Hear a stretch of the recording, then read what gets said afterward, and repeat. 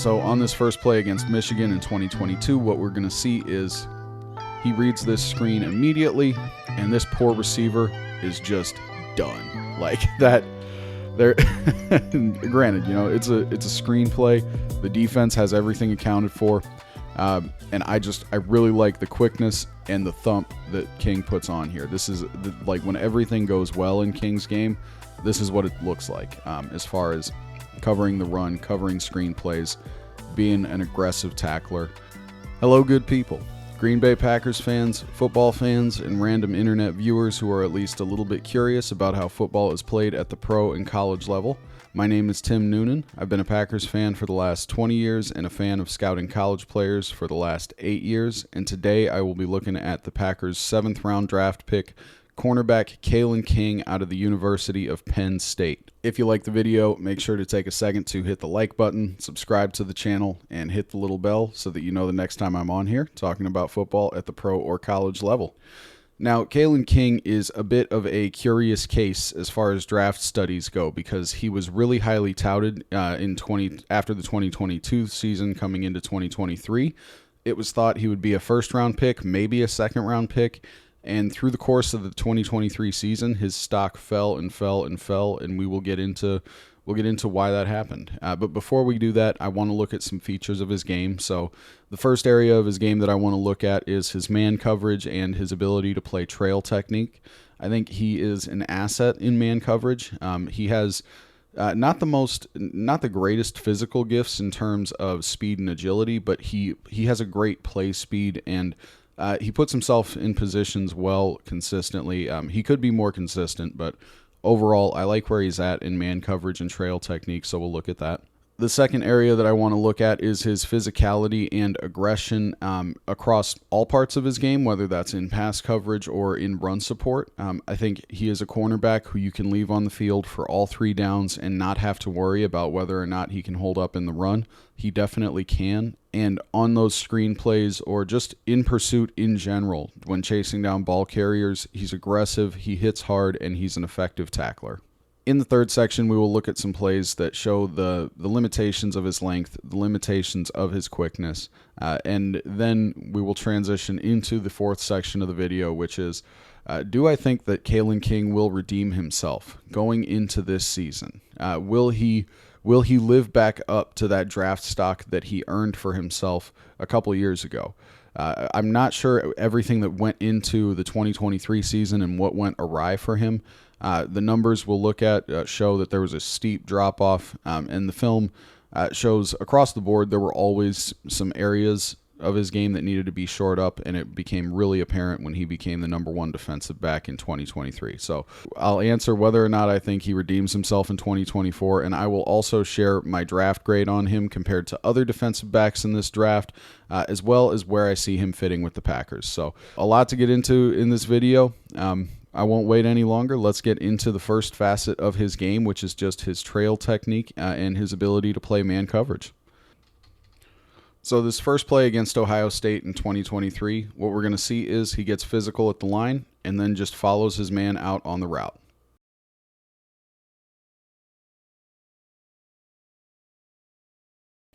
And that is just really solid technique. You know, gets his hands on his man at the line of scrimmage, mirrors him, hangs on his shoulder, is physical, kind of, you know, shoves him out towards the sidelines. And this is a great way to play this technique. You know, you want to stay in between the receiver and the quarterback when playing trail technique. He does that. He is physical with his assignment, which I love. I'm all for defensive backs putting hands on receivers. Just a solid rep. Now, against Illinois in 2023, we see him with a different kind of trail technique here, where the receiver gets a little bit of space off the line of scrimmage, and King just has to trail using his quickness and agility here. So when the receiver gets off the line of scrimmage here, right, you see he creates a lot of space, goes towards the sideline, and then gets vertical. But King just does a good job of hanging with him, mirroring him, and he has the athleticism and quickness just to follow. It looks almost robotic. It's very fluid. This is a great rep to notice his movement, the fluidity of movement that he has, And he has a lot of reps like this that show, he's a fluid mover. Sometimes he does not move as fluidly with receivers, so I want to see this become an every snap kind of thing. But this kind of rep is the thing that you see a lot in King's game. So just really, really like reps like this. So what we'll see on this route is this receiver breaks up towards the sidelines, and King hangs with him for that part of the route. Doesn't fully throw on the gas, though, because I think he can sense that the receiver is sort of hesitating and waiting to break the route one way or another. And the receiver breaks back towards the sideline for a comeback route. And there's a window of time that's small where King gives up a lot of separation. But overall, I like this rep because for most of the rep, the receiver is covered up. There's a split second where the quarterback has to nail the throw, and the quarterback does not nail the throw. The receiver gets off the line of scrimmage. King mirrors him, and there's the split second of coverage. It's open, and the quarterback just cannot connect with the receiver there. Now, obviously, I would like to see King in a position where this receiver never gets this level of separation towards the sideline. This is an NFL window that gets hit every time at the next level. So definitely want to see this get tightened up at the next level, but the tools are here for good trail technique at the NFL level. What we see on this rep also is that King has fluid and flexible hips to turn when the receiver goes to sprint, and then he can turn his hips back when the receiver moves towards the sideline. I think King's ability to fluidly move his hips prevents him from just charging downfield to protect getting beat over the top. He still has the ability to stay in the area code when the receiver changes direction. So just really nice fluid hip movement here, right? Opens up towards the sideline, but he's not quite sprinting downfield and just stays in the area the whole time. This is not something that you get from every defensive back. It's not a guarantee, and just nice to see this from a seventh rounder. Now, in both 2022 and 2023, Marvin Harrison Jr. gave Kalen King a lot of problems. On this rep, what we see here is King just has a nice trail technique versus a high-level receiver in Marvin Harrison Jr. He's able to flip his hips easily. He's able to mirror Harrison Jr. I would like to see some physicality off the line here, but we'll get into some of the limitations of King's game, and it might explain why he doesn't use his arms here to extend and potentially get beat off the line of scrimmage by Harrison. This is a nice rep because he is in Marvin Harrison Jr.'s hip pocket through the entirety of the route, and in trail coverage, that's all you're looking for. You're looking for your guy to stay in that hip pocket of the receiver, stay between the receiver and the quarterback. So just really, really solid rep all around. Now, in 2022, Marvin got the better of King on quite a few plays. But what we see on this one is King plays, again, pretty solid trail technique. He is between Harrison and the quarterback, and Harrison and Stroud just have an unreal connection. Those are both just super high-level guys at their position. This is not the kind of combination of quarterback and receiver that you see every Sunday. Like the level of talent and the connection that these guys had in 2022 is rare, not just at the college level, but at the pro level. So I appreciate Kalen hanging in there on this rep, bumps Harrison off the line of scrimmage, and bothers the route a little bit, sends him closer to the sideline to give himself some space to work with. And you see, he is between Harrison and Stroud. It just is, this is really good coverage. But when Marvin Harrison decides he's going to throw on the brakes, there is nobody who can change direction quite like he can, especially just in the timing of a play. It's not just that he is quicker, faster, stronger than everybody, although he's quicker, faster, and stronger than a lot of people.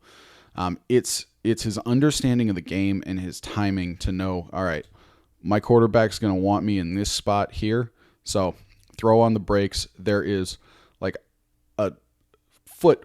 maybe a foot of clearance that King gives up here for this reception. And it's just unreal placement by Stroud, unreal timing by Harrison. So honestly, this is a good rep. This forces a really difficult throw. It's just two great players make a great play.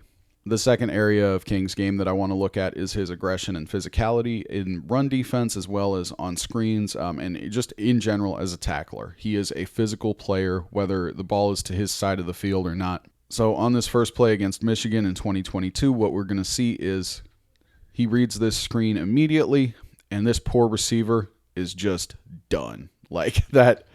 There, granted, it's a screenplay. The defense has everything accounted for. And I really like the quickness and the thump that King puts on here. This is like when everything goes well in King's game, this is what it looks like as far as covering the run, covering screen plays, being an aggressive tackler. Love the finish on this play. And King is, he's 5'11", $195. And that's a hard hit for a guy that size. He's got some strength and power that he's working with that is unusual for a guy his frame, and he makes the most of his physical gifts in that respect. Against Illinois in 2023, we just see a play come out to his side on a screen, and he's just fighting through a blocker here, and that fight, that's just what you want to see on a screen play or on a run play. These kinds of run fits or these kinds of gap assignments that he covers where, he's not giving up any depth against this blocker. These are the kinds of things, in my opinion, that keep a defensive back on the field for 3 downs. It's what allows guys to gain greater experience. We're looking at a 1st and 10, 4 minutes left to go in the first quarter of this game. And this is just a high effort play in a situation that is not all that high stakes, and that's just something that I appreciate. This bit of run defense against Michigan in 2023 is one of my favorite King run plays. So the offense here runs a power play. They pull one of their big offensive linemen to come across the line, and the running back is just there to follow. The inside is entirely stuffed up, so the running back has to bounce outside. But he can't really bounce outside because King fills the run lane really well and gets in for a nice assisted tackle. So you just see King's vision is in the backfield immediately, throttles down, gets a nice tackle at the line of scrimmage. Maybe the running back gets a yard, but then you see, boom, just that thump. And, granted, this hit is not all King. There's a linebacker in there, but even still, this is a really nice play. And you could see the moment that the running back recognizes that he can't bounce outside, right? King's right there. The running back has to put a foot in the dirt and get upfield, and King just levels a really nice tackle there. This play against Ohio State in 2022 just shows nice reactions in addition to the aggression and physicality he puts on display to react to this screen. This is a 3rd and 6. Manny Diaz, the defensive coordinator, has thrown the defense out here in this really bizarre look. There's 4 defensive backs, and then everybody else is on the line of scrimmage. So King starts off very far from the line of scrimmage, and when this screen ends up happening, he just throttles down, gets into that blocker, holds down his run lane, and just handles this really well. Is able to get off the block at the end of the play here. So if that ball carrier doesn't get brought down, King is there to assist. So just the reactions here, the physicality, the ability to get off of this block. King puts together a really nice rep here. He fits this run well, this screen, but it operates like a run. This is a nice note to end on for the physicality of King, because it's not just that he's aggressive, he's physical, he's a hard hitter, even though he is all those things. He is just somebody who consistently reads the offense well, and just wants to contribute. Like he just puts in a lot of effort consistently, and it's something that I think will bode well for his future in the NFL.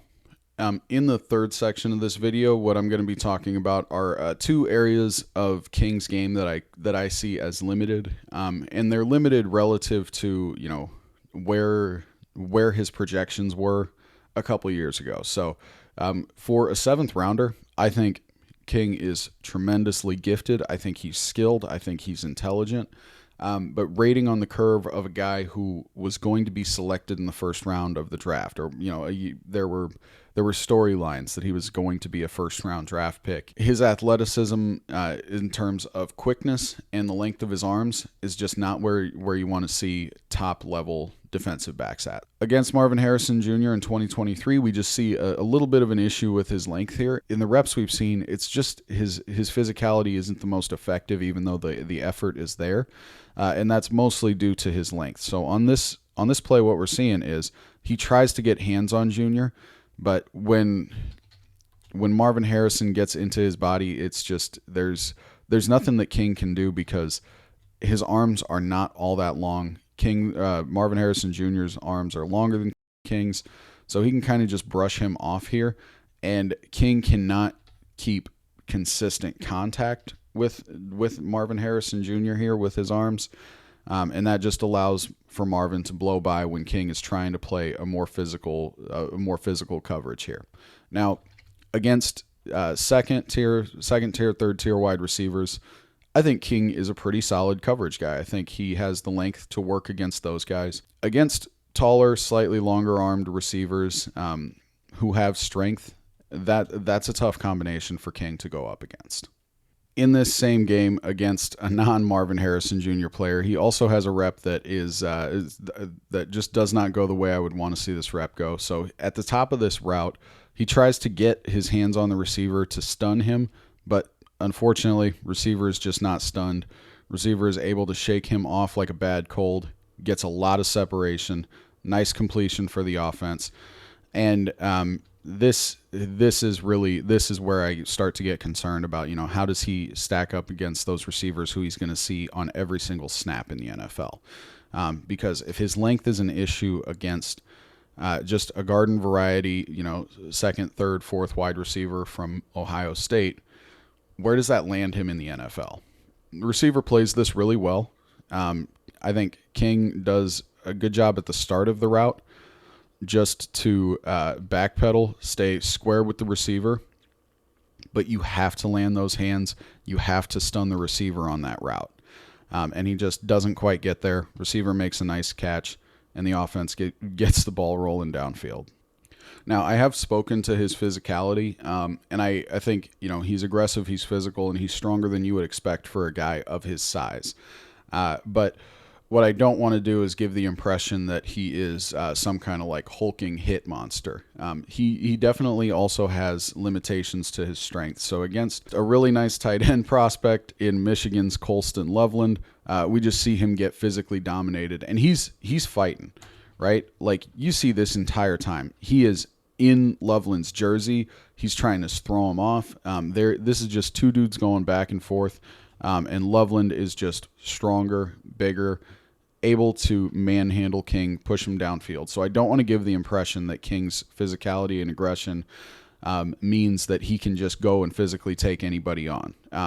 He has the effort, he has the reactions to make impactful plays when he puts himself in position within the structure of a defense, but he is not necessarily a defensive back, I think, who is going to rise above the situation to then elevate a defense. I think he elevates a defense as a contributor, and this physical strength limitation is just one of the reasons why I think that.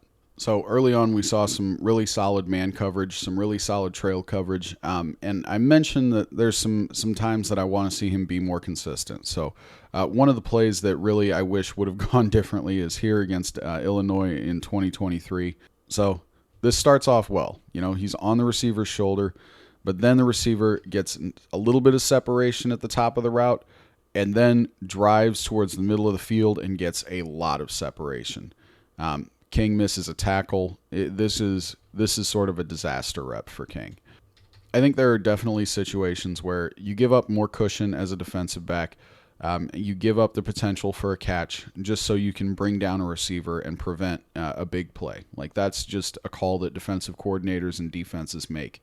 That does not have to do with the skill level of a defensive back. So if that's the case here, man, you got to make this tackle. You at least got to be in there when your teammate helps to bring down the tackle. So just want to see either tighter coverage through the first part of the route here, or come down with the tackle after the catch is made. And last play we'll look at in this section is just, again, a little bit of a limit to his quickness and agility. So Penn State is playing a style of defense here, sometimes referred to as birds on a fence. This is at the end of the first half, so all the defensive backs are lined up just behind the first down marker, like birds on a fence. Everybody's in a row, and the idea is you just don't give up anything deep. So this, the first part of this where King gives up a reception, I don't really have an issue with that. They're playing a particular kind of coverage where you're almost wanting to give up a reception, bring down a guy immediately. They're outside of field goal. The Ohio State's outside of field goal position. The clock's going to continue to run. They either have to burn a timeout or eat a lot of clock. So that's not the problem necessarily. The problem is when his man gets this reception, he does not have the quickness to make this tackle. And this is just one play where you have to make this tackle. You have to be in on the assisted tackle, something. But getting out of position here, when you're able to drive on the ball and read, right? Like the reaction time is there. The read is there.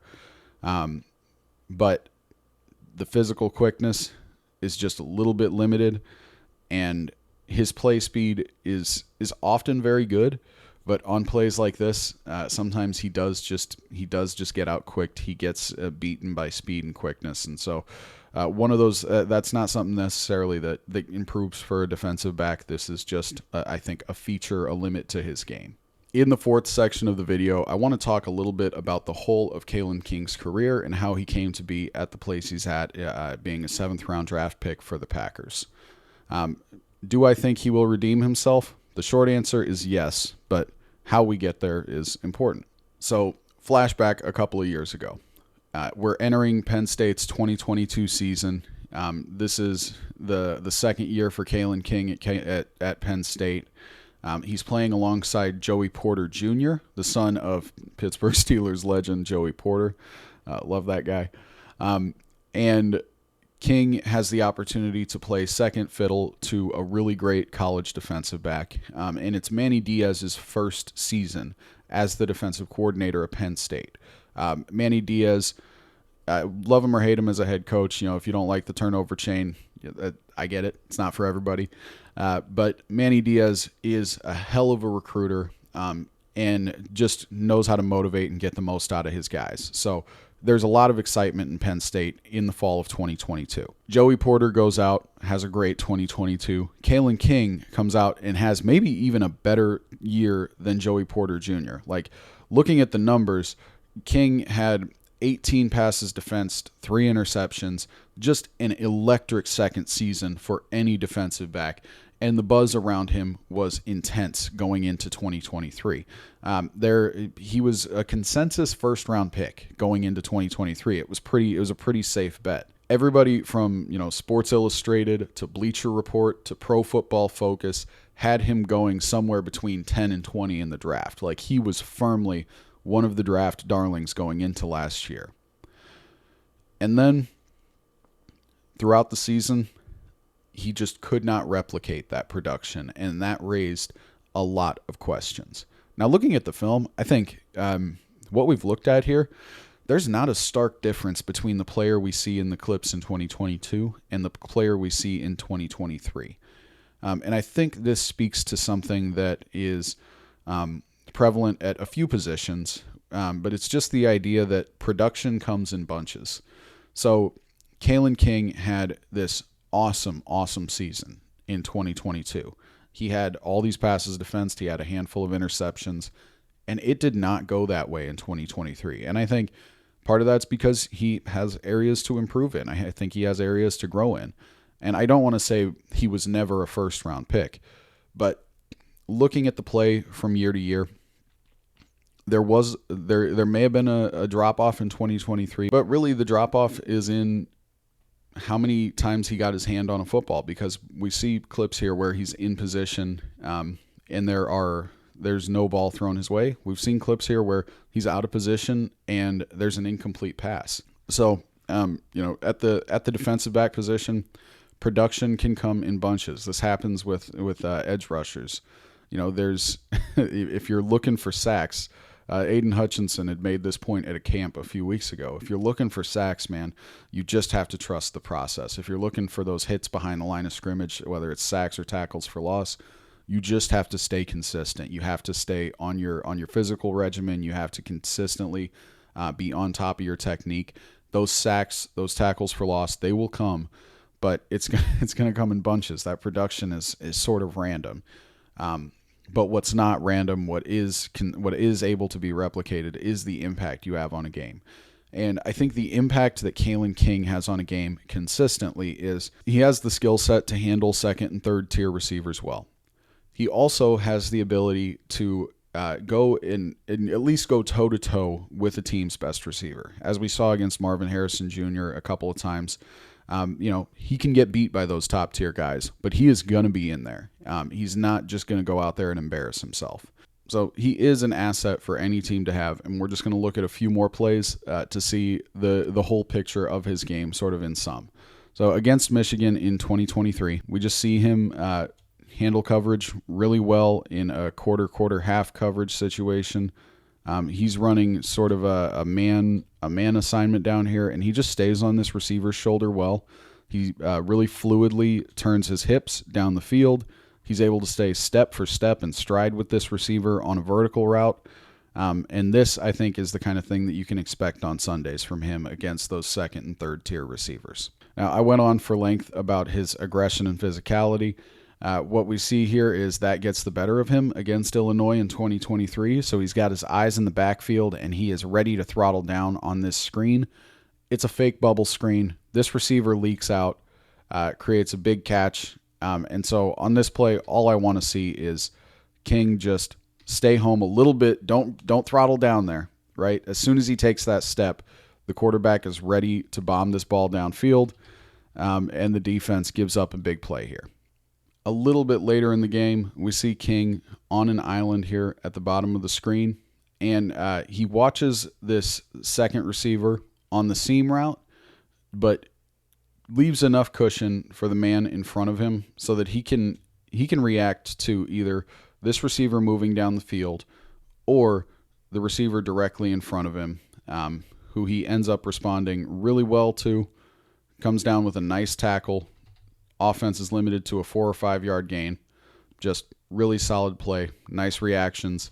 And what I'm looking at there is just the difference between that aggression on the first play where he got a little bit too trigger happy, and then a little bit later in the game, recognizing that, showing restraint, but still making a good read, quick reaction to make a solid tackle.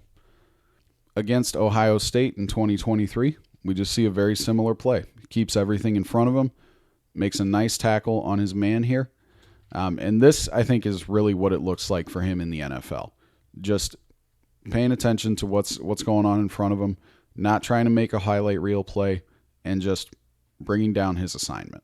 So against Ohio State here in 2023, we're looking at a 2nd and 9. The offense comes out with one tight end, one running back, 3 wide receivers, and the tight end is on the line of scrimmage, running backs in the backfield. 3 wide receivers are split out left to the wide half of the field. Nothing here is surprising for a defense. This is a look that you should expect, and yet when the offense is just about set, there are 2 defensive backs for 3 wide receivers. They are still communicating on defense about whose assignment is what, and they're rotating over to those assignments as the ball is snapped. So this is one of those things where, if one guy is off, it's probably on that one guy. But if all of these guys are off, that's when I start to look at coaching. So, the whole time King is locked in on Marvin Harrison Jr. He's like, guys, you do whatever you got to do. I'm making sure that this guy is accounted for. And Harrison, makes a nice play, gets good separation.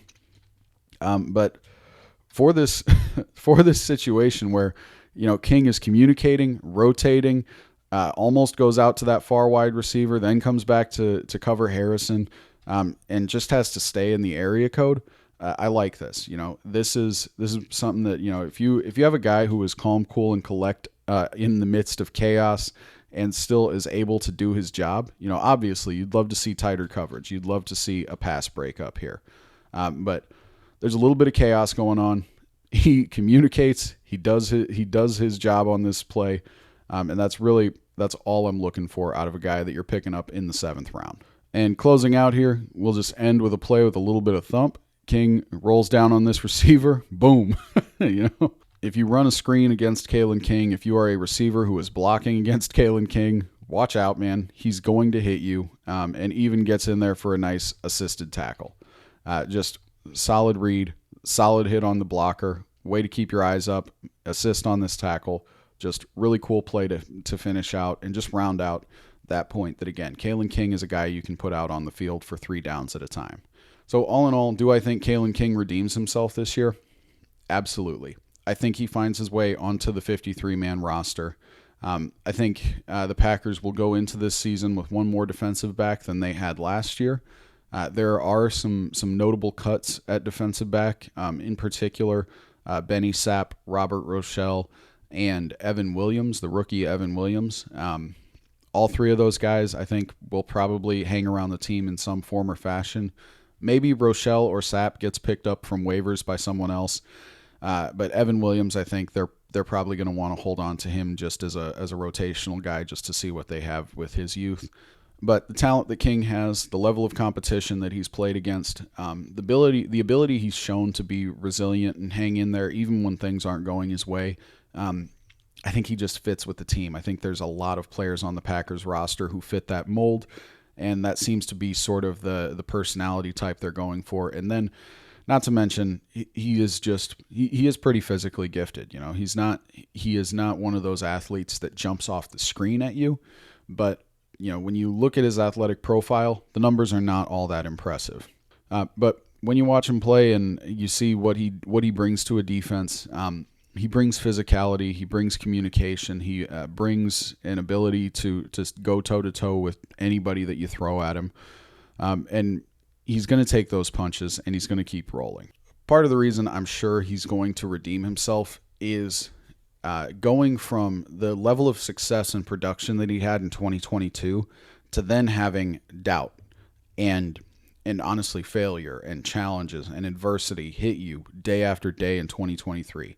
Seeing those things hit him every day in 2023, I think getting his butt kicked for a year is just something that he's not going to want to relive. If you've ever been in that situation where things were going well, maybe a few things slipped here and there, suddenly things weren't going well, you find yourself eager to get back to that position where things are going well, where you get back to a level of stability or success or whatever you want to call it.